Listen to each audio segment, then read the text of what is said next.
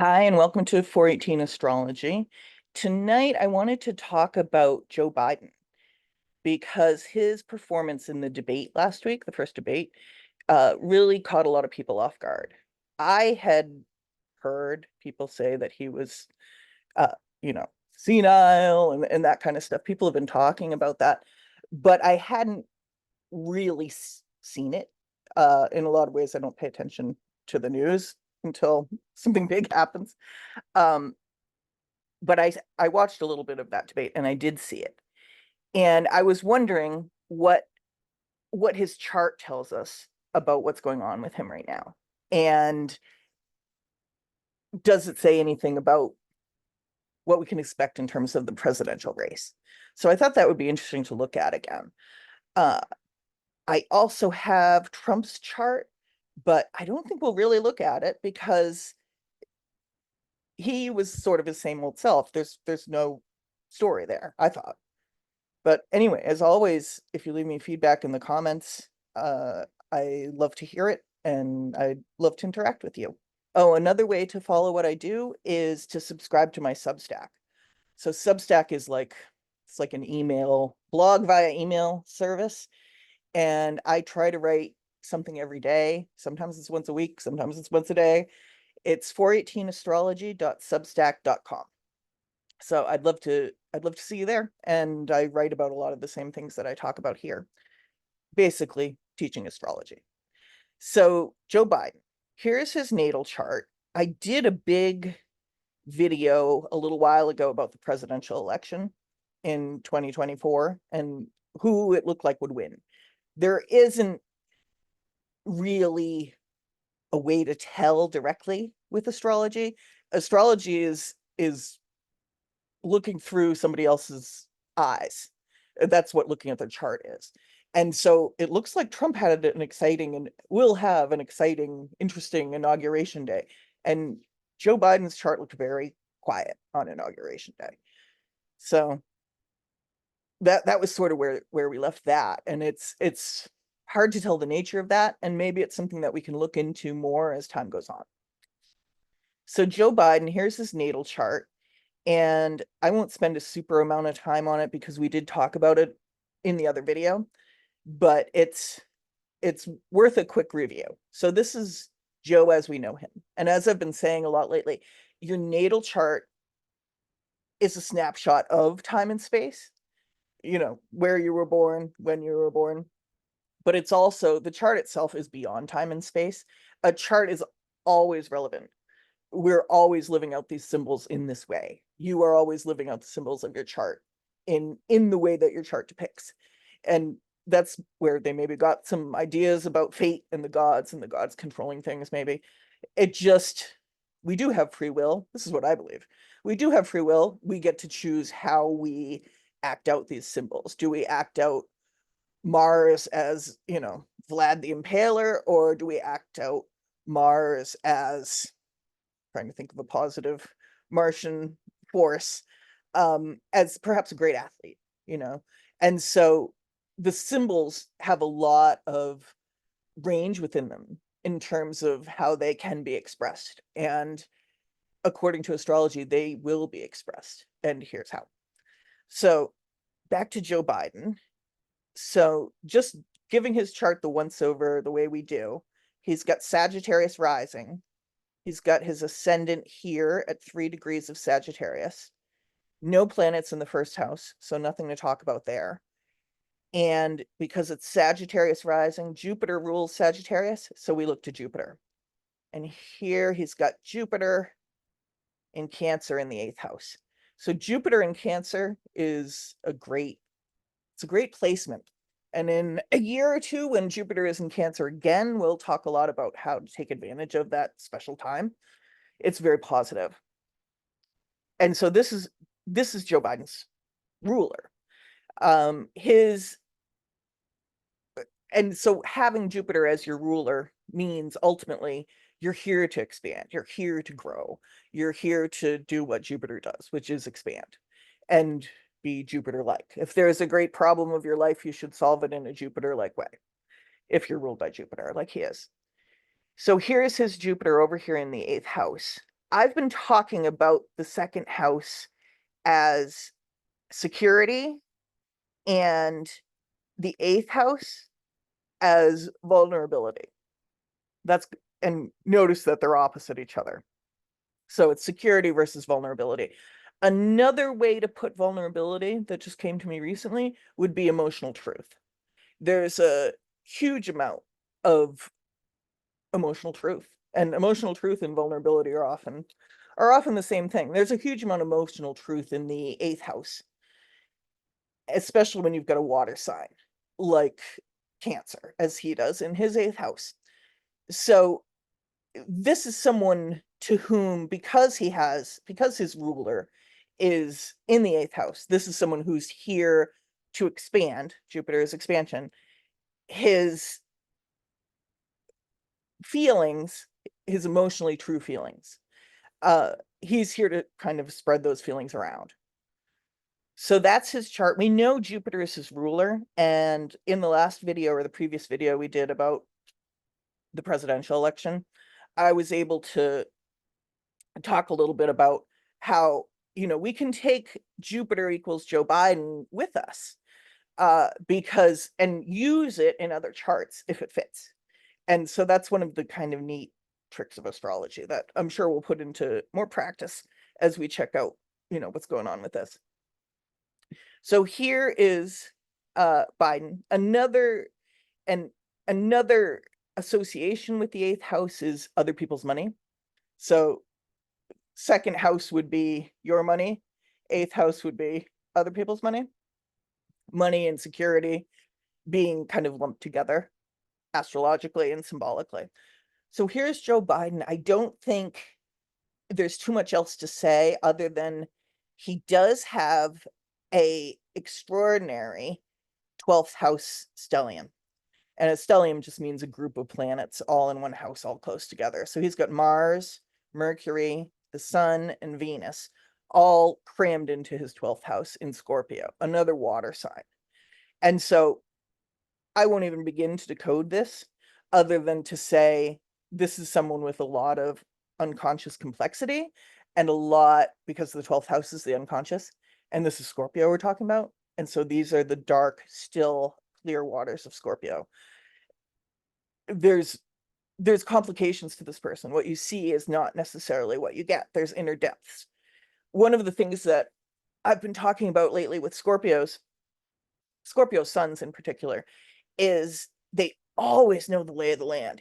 Even if you're talking to a Scorpio who's 7 years old, they have a perfect understanding of the emotional dynamics of their family, and everybody around. They get it. Scorpios have that emotional clarity. And when the sun is there, they pick up on this all the time. They know the emotional lay of the land, almost like having an emotional battle map in your head or something. So I noticed that a lot with Scorpio suns. Uh, and yeah, to give another example, like a Scorpio sun working in an office will know who's in love with who, which job everyone really wants, all their secret motivations, what the boss really thinks, like they just know. And if they don't know, they're finding out, but usually they know intuitively everything to do with emotional truth.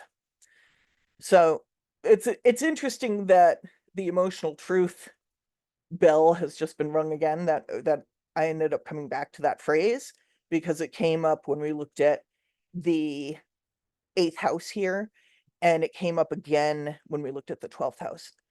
So that's interesting, especially considering there's so much chatter about out there right now about should he resign, or should he, give over the candidacy to somebody who can perhaps have an easier time of it. And talking about how this would be someone who's tuned into the emotional truth. Does that mean that he would potentially do something so unprecedented if he saw the emotional truth of the necessity of it? I don't know. That's a big question, but it's just interesting that it's coming up. Somebody like this might understand more than the average person potentially the need to step aside, but we'd have to go deeper into him and into the situation to really know. The other thing that I would say is I think to rise as high in in the power structure of the world as he has, it's any politician really that's, successful at a, say, a national level, uh, they're having an experience of life that is totally different and, bombarded with criticism and the whole thing. So, all right. So there's Joe Biden's natal chart. This is just his, for all time and space, this is him. So let's see if a different chart can perhaps throw more light on this issue about specifically the night of the debate. So here are his transits for the night of the debate. There's two main ways that I use to look at charts moving ahead through time. One of them is transits.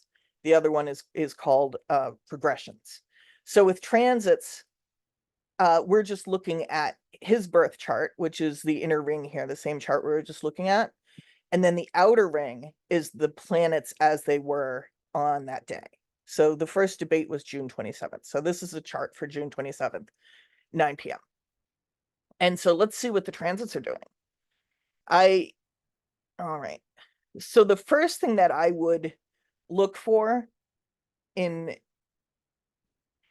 looking at someone's transits, and this isn't as written in stone as some of my other edicts, like the ascendant is the most important thing in the chart. This is just kind of a good way to kind of get into it and see what's really happening.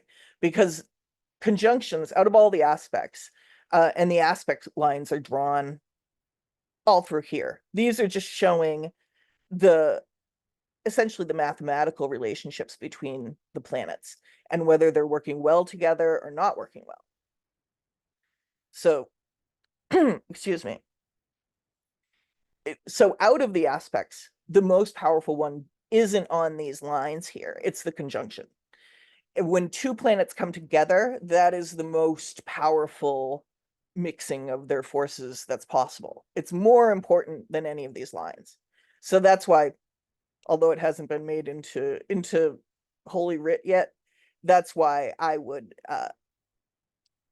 start with the conjunctions. I think they're the most important.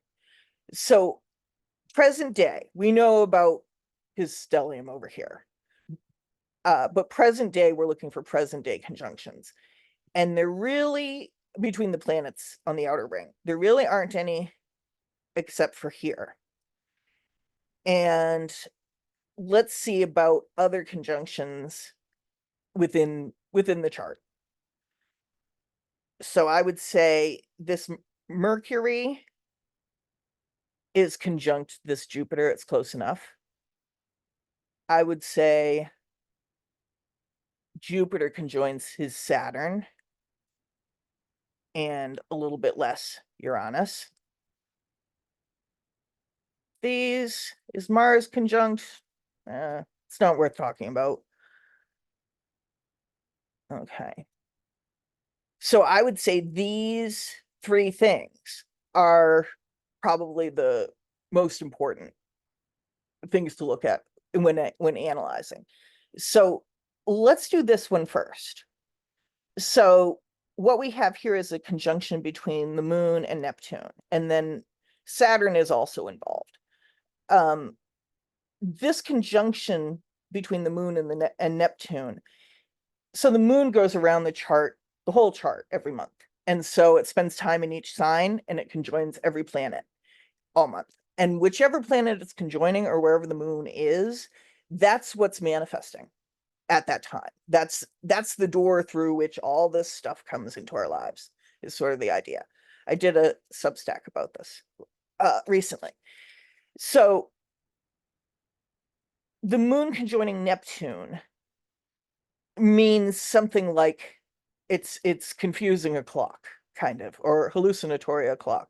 This is a real mix of the moon, which is feelings, and Neptune, which is altered consciousness. And altered consciousness can be good or bad. Feelings can be good or bad. It all sort of depends.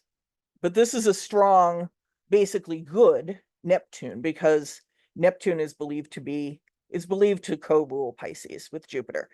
And all of the traditional rulerships going out to the planet Saturn, those are all set in stone. We're still studying those. Those are real holy writ.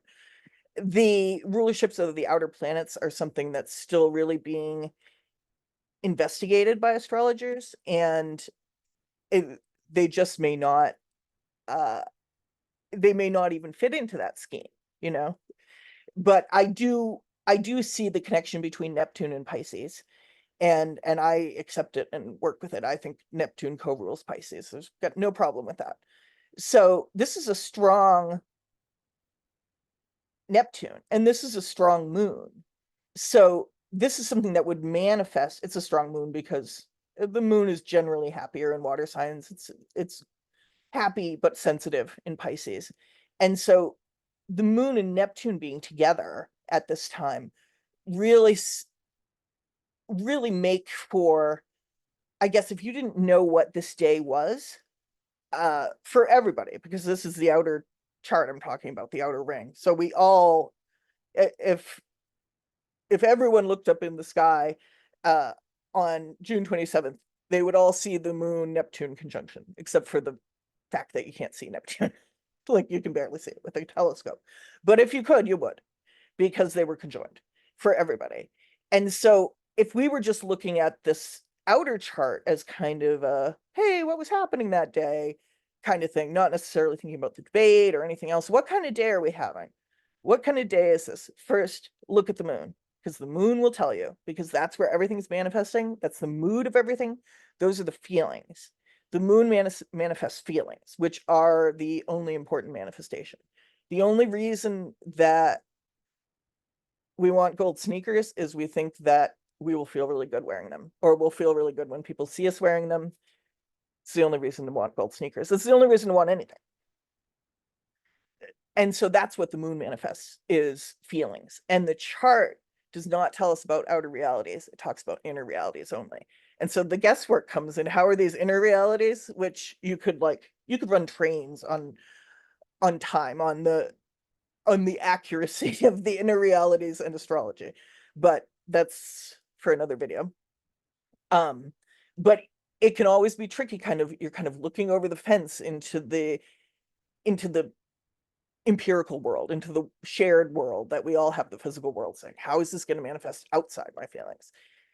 And we don't know. And we can only use the symbols and stories of astrology to know the kind of experience we're going to have, not exactly what's going to happen. So coming back to the moon Neptune conjunction. So if you were saying to yourself, what kind of day will it be? You spin the dial that has the moon on the end of it, and it lands on boop, boop, boop, boop, boop, boop, boop, Neptune. This means you're going to have a day that is associated with altered consciousness. This would be somehow, this could be a confusing day. This could be a hallucinatory day. This could be a dreamy day. This could be a creative day, in the sense of, if you're channeling that creativity from the gods, which you should be, then it's a creative day. This is, did I already say confusing? It could be any of that kind of day, but it's not a day particularly for clarity. It's a day for altered consciousness. And so it's interesting that this conjunction was present then, because, we've been talking for the last, gosh, since Trump came on the scene anyway, as a presidential candidate, we've been talking about, is he senile? Is somebody else senile? Can you tell from what they're doing? Can you tell from what they show on TV? Like, some behavior seems very odd. Some behavior seems like it may be dementia related for both candidates. Um, and so we've been looking for signs of dementia in presidential candidates ever since then, call it 2015. So the last 10 years, we've all become kind of experts, armchair experts in dementia. And so I had been really agnostic about, and of course, I'd been really agnostic about the idea of Joe Biden being too old, because I had never paid close enough attention to see the evidence of it. I just tuned in for this debate, and I definitely saw something. I don't know if it was dementia, but the question of whether he has dementia or whatever else he has, old age, it doesn't matter. That what this chart suggests, just with the moon Neptune here, what this chart suggests is is that this wasn't the day to, whatever the truth is, the day of the first debate was not the day to see it. Unless it was happening in Narnia, you know. And it may feel like our our politics are like a fantasy or horror or sci-fi story, depending on the day, but it wasn't in Narnia, it was in the real world. And this wouldn't have been a day of clear feelings. So I think that's interesting. But it doesn't have anything, this moon Neptune conjunction doesn't have anything to do with Joe Biden personally. I mean, it's connected to these lines up here, and we can talk about that. I don't know if we'll get around to it, but we can. But it's not conjoining anything in his chart. These are things that were happening for everybody. So June 27th. So let's take a look at the conjunctions. The first one I noticed was natal Mercury, not natal Mercury, present day Mercury conjunct natal Jupiter. So if I was sitting down with Joe Biden as the presidential astrologer, I would, without looking at the rest of this chart, just looking at this, I would say, wow, this might be a very good day for you to speak your real truth, because your ruler is Jupiter. Here you are, Jupiter. This is the representation of him in the chart. And his being is melding with Mercury energy that day. And Mercury governs speech, thought, communication. So it's a really good time for your ruler to have a visit from Mercury. That's really, really good. The only downside is the Mercury and Jupiter are both forces, they're gods. They do one thing. Jupiter expands, expands, expands. Mercury focuses. And if you think of expanding, it's like this, focusing is like this. So they're a little bit at cross purposes in terms of what these energies actually do, but I would still take it if I were doing the chart for him, the day before the debate or whatever. It's nice that Mercury is here generally helping out, right? And you can see by this blue line here, this is just something I'm noticing, that it trines his natal Mercury. So this is big help for Mercury, big help around speaking. So that's interesting to notice.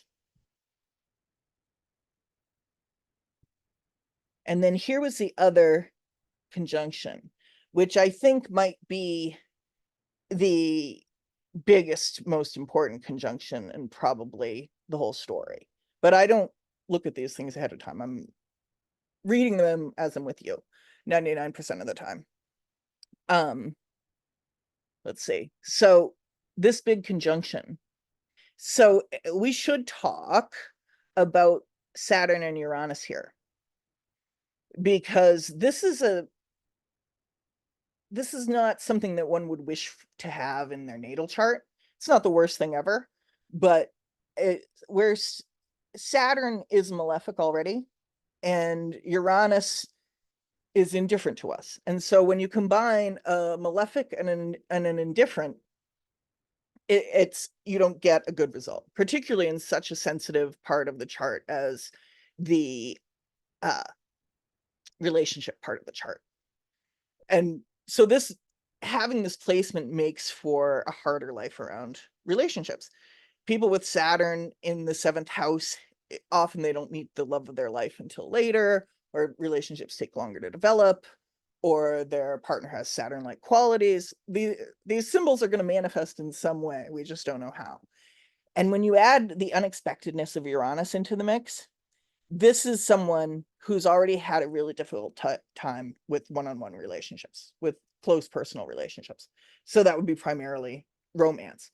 And when we looked at this previously, I had mentioned that Joe Biden did lose his first wife in a terrible sudden, and here's Uranus. Sudden, when you hear sudden, unexpected, you think Uranus. When he lost his first wife and I think one or more children in a terrible car accident. And was this predicted by this Saturn and Uranus in the 7th house that he has? Was this in his astrology all along? Who can say? But it certainly fits the Saturn Uranus vibe. So this is a tough part of the chart for him anyway. And I'll start with Saturn and Jupiter because they are the ones that are the most closely conjunct. When I take that drawing away, you can see.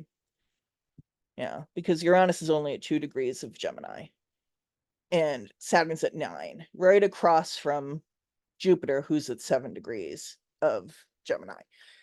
So this is the tough part of his life, the relationship part of his life, the one-on-one speaking part of his life. I would say that there is a 7th house component to a debate, although the 7th house part of it may be, especially in a one-on-one debate, the other debater. But arguably, you could say that, when we watch someone on TV, we're having a very personal interaction. At least that's the illusion that we get, that, we're absorbing what this person is saying and we're coming to our own individual opinion on it. So you could say he was in all our televisions, right? Is the idea. And so there's an intimacy to that. But a debate would mostly be 10th house, I think, especially a presidential debate, anything to do with the presidency, but secondarily 7th house, because it is between two people. So, excuse me. So this tough part of Joe Biden's chart is being visited by Jupiter, especially this Saturn, this terrible restriction, is being visited by an expansive force. So if you've been reading my Substack, you know that Jupiter in Gemini, it is Jupiter operating not at its best. And by best, I mean not at its most effective. So his ruler, Joe Biden's ruler, and remember, Jupiter is Joe Biden. Here he is in the natal chart in the house of other people's money. Here he is in the present day chart, transiting the 7th house. And so this is his ruler in one-on-one relationships. But Jupiter doesn't do well in Gemini. That's for many reasons, but because it's across from its rulership in Sagittarius. So this is an ineffective Jupiter. This is Jupiter at his least effective. It could get worse if it could get worse if there were other planets involved, but Jupiter on his own, this is as bad as it gets unless he were retrograde. So these two things meeting, that being said, before I leave the topic of Jupiter, that being said, he's at his least effective right now, but Jupiter is always good. He's always good. He's always the greater benefic, and he always deserves that title, even if he's operating at his least effective. So here is the most difficult part of Biden's chart that is now being expanded by his ruler. So since his ruler is doing it, he is kind of doing it in a way. Almost like he's doing it himself. He's the one revisiting these difficulties with one-on-one relationships. He's the one going through that again now.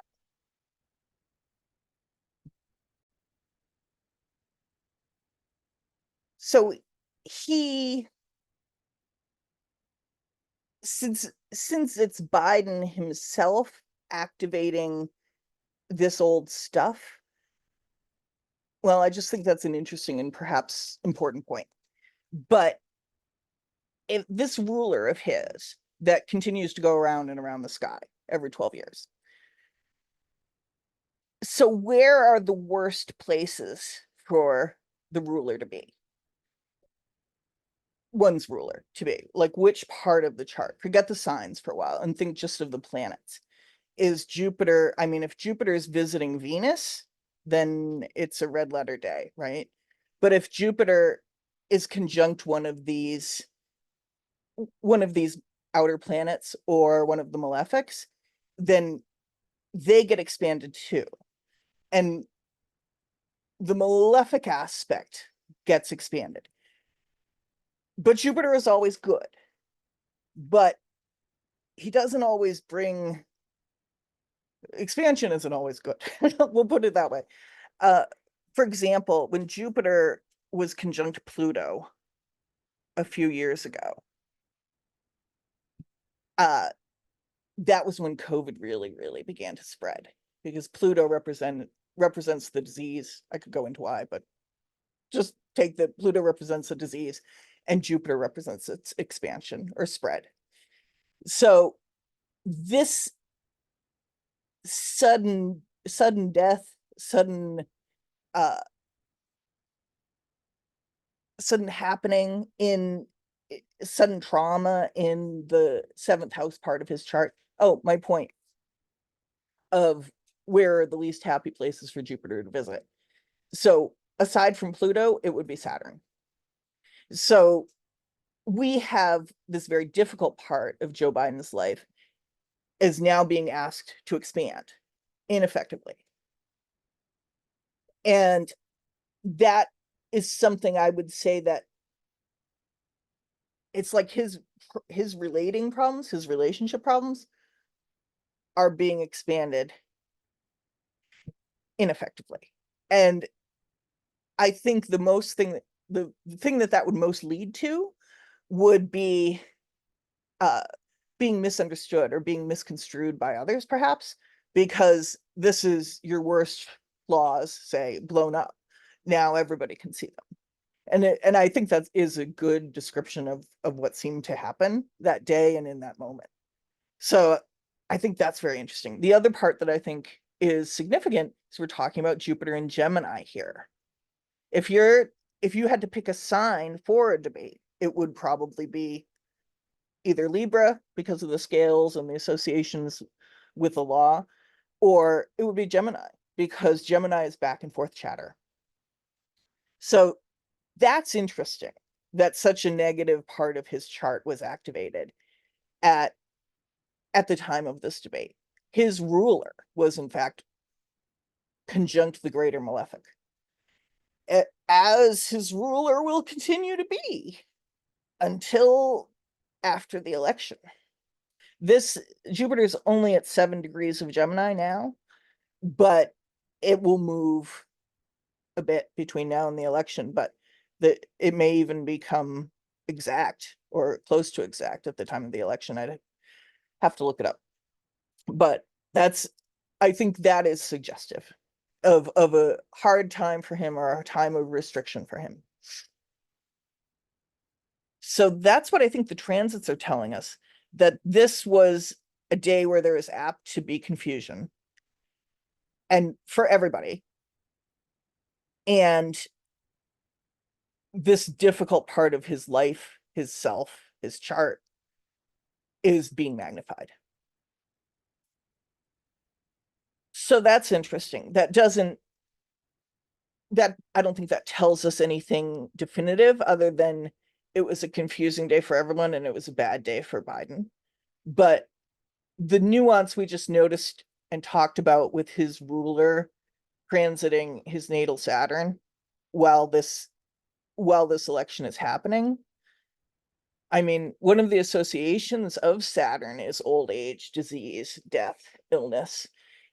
This isn't, if you were doing medical astrology, you would probably say this wouldn't be a good time for him health-wise because of that Jupiter.